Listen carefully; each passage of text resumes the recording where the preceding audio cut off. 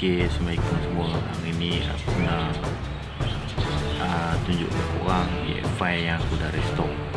Jom sama-sama kita saksikan. Okay, ni dia semua cover set yang aku dah buka. Ni cover set yang aku dah lerai, dah spray, sampai tinggal rangka lah.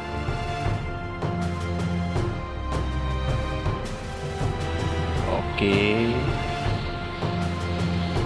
spray cover set. Tunggu komen datang pasang aku tak larat dah, sikit pinggang lah.